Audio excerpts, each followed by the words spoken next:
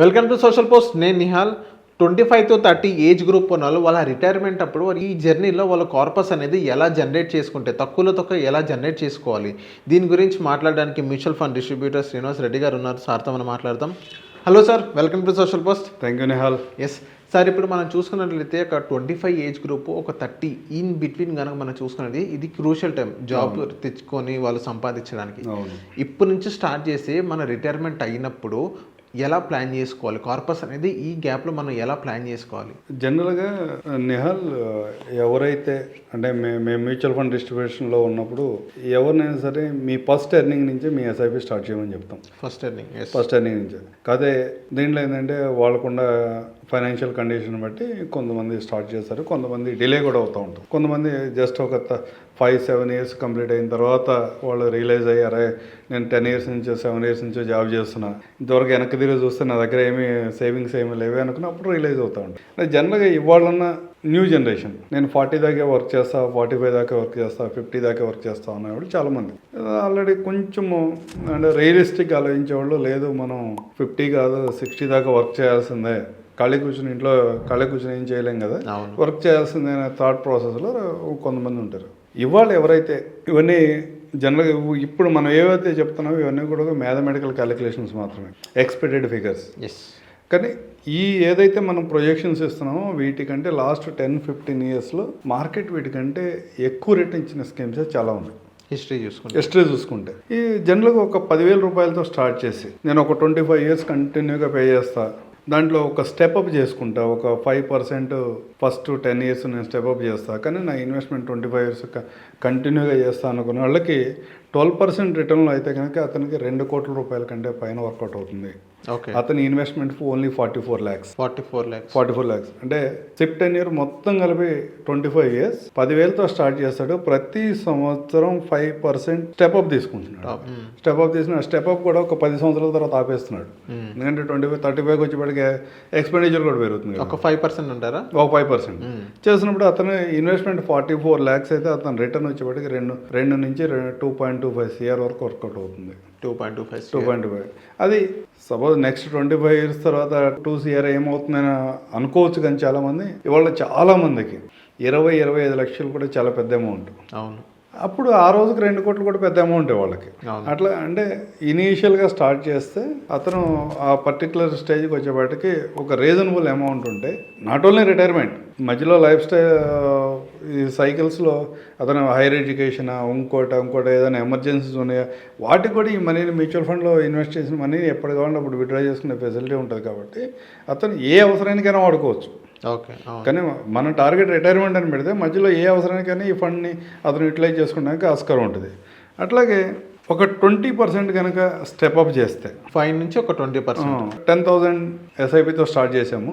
Every year 20% step up చేస్తున్నాము. Step up చేసినప్పుడు ఎట్లా ఉంటుందంటే అతను 10,000 నుంచి నెక్స్ట్ 10 ఇయర్స్లో అతని ఎస్ఐపి 62,000 వెళ్తుంది. ఎవ్రీ ఇయర్ కొంచెం ఇంక్రీజ్ అవ్వకుండా ఆ 10 సంవత్సరాల తర్వాత నుంచి 62,000నే కంటిన్యూగా 25 ఇయర్స్ వరకు కంటిన్యూ చేస్తే అతని వాల్యూ 12% దగ్గర మనం క్యాలిక్యులేట్ చేస్తే 5 CR కంటే ఎక్కువ ఉంటుంది. 5 CR కంటే ఎక్కువ ఉంటుంది. ఇది చాలా రీజనబుల్ అమౌంట్. ఇవాళ 10,000 ఇన్వెస్ట్మెంట్ చేయడానికి 25 ఇయర్స్లో జాబ్లో వచ్చిన వాళ్ళకి పెద్దగా ఇబ్బంది ఏం లేదు.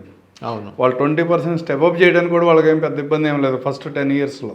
అలా చేసుకుంటే వెళ్తే కనుక అతనికి 5 కోట్ల వరకు అక్యుములేషన్ చేయడానికి అవకాశం ఉంటుంది. ఈ 2 ఆప్షన్లో దేన్నైనా వాళ్ళు యూజ్ చేసుకుని చేసుకోవచ్చు. అట్లా కాదు నేను నా గోల్స్ అని చాలా పెద్దగా ఉన్నాయి అనుకున్నప్పుడు ఒక 50,000తో స్టార్ట్ చేసి ఒక 10 ఇయర్స్ ఇన్వెస్ట్మెంట్, ఒక 15 ఇయర్స్ కనుక అతను ఆ ఇన్వెస్ట్మెంట్ని కదిలించకుండా అలాగే ఉంచగలిగితే అతనికి 12% క్యాలిక్యులేషన్ 6 కోట్ల వరకు వర్కౌట్ అవుతుంది. 6 కోట్లు. ఎందుకంటే వీళ్ళు ఏమనుకుంటారంటే చాలా తొందరగా నా ఇన్వెస్ట్మెంట్ పీరియడ్ అయిపోవాలి, తర్వాత ఎలా ఉంటుందో పరిస్థితి ఎలా ఉంటుందో నాకు తెలియదు, నా ఇన్వెస్ట్మెంట్స్ అన్నీ ముందు వెళ్ళిపోవాలి, తర్వాత హోల్డ్ చేద్దాం. మనం ఇన్వెస్ట్మెంట్ చేయలేనప్పుడు ఆ హోల్డ్ చేసి ఆ అమౌంట్ని చివరిలో విత్డ్రా చేసుకుందాం అనుకున్నప్పుడు నెలకు ఒక 50,000 రూపాయలు అతను ఇన్వెస్ట్మెంట్ చేయడం స్టార్ట్ చేసి ఒక 10 సంవత్సరాలు చేసి ఒక 15 సంవత్సరాలు హోల్డ్ చేయగలిగితే అంటే 25 to 25 50 కదా, 50 వరకు హోల్డ్ చేస్తే అతనికి 6 కోట్లు వస్తుంది. 6 కోట్లు. ఇదే అమౌంట్ 15% కనుక అతనికి ఆ రోజుకి రిటర్న్ జనరేట్ చేయగలిగితే అతని ఇన్వెస్ట్మెంట్స్ 10.7 CR వస్తుంది. 10.7 CR వస్తుంది. ఇట్లా కాకుండా వెరీ షార్ట్ టర్మ్ ఇంకా 3 yearsలో అయిపోవాలి 5 yearsలో అయిపోవాలి అన్న వాళ్ళు చాలామంది ఉంటారు. నేను జనరల్గా ఒక 5 yearsలో కంప్లీట్ చేద్దాము, 50,000తో స్టార్ట్ చేయండి, ఎవ్రీ ఇయర్ ఒక 5% స్టెప్ అప్ చేసుకోండి, 5 yearsలో మీ ఇన్వెస్ట్మెంట్ అంతా క్లోజ్. అక్కడి నుంచి నెక్స్ట్ 20 years హోల్డ్ చేయండి. ఆ ఇన్వెస్ట్మెంట్ని ఏమి విడ్రా చేయకుండా ఉండండి. 12%లో అయితే 4.5 CR వర్కౌట్ అవుతుంది, అదే 15%లో అయితే 8.5 CR వర్కౌట్ అవుతుంది. ఇట్లా అంటే మ్యూచువల్ ఫండ్లో మీ అవసరాన్ని బట్టి, మీ అవైలబిలిటీ ఆఫ్ ఫండ్స్ని బట్టి, మీ ఆలోచన విధానాన్ని బట్టి ఏ విధంగా అయినా దాన్ని మనం ప్లాన్ చేసుకోవచ్చు. కానీ మీరు ఆలోచించాల్సింది ఏంటంటే మినిమం ఈ సిస్టంలోకి వచ్చిన తర్వాత మినిమం 7 years వరకు 100% దీంట్లో హోల్డ్ చేయగలగాలి.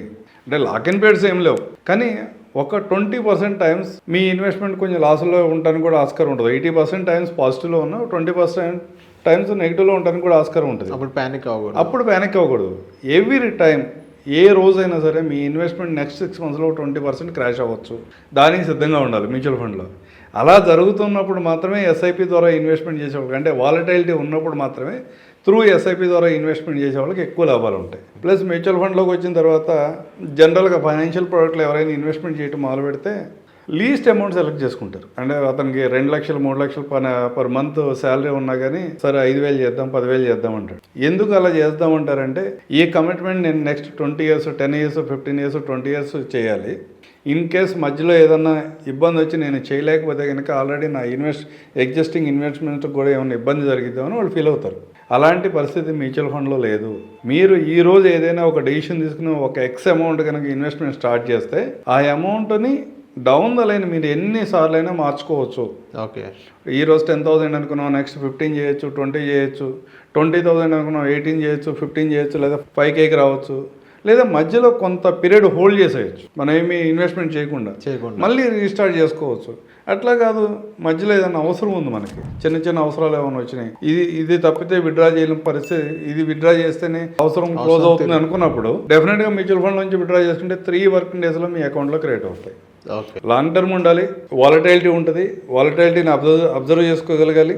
మీరు ఏ అమౌంట్ని విత్డ్రా చేసుకున్నా కానీ, ఇన్వెస్ట్మెంట్ స్టార్ట్ చేసినా కానీ, ఏ అమౌంట్తో ఇన్వెస్ట్మెంట్ స్టార్ట్ చేసినా కానీ అది ఎప్పుడు కావాలంటే అప్పుడు దాన్ని మనం మార్చుకుంటూ ఉండొచ్చు. Okay. So thank you sir మా సోషల్ పోస్ట్ వచ్చినందుకు.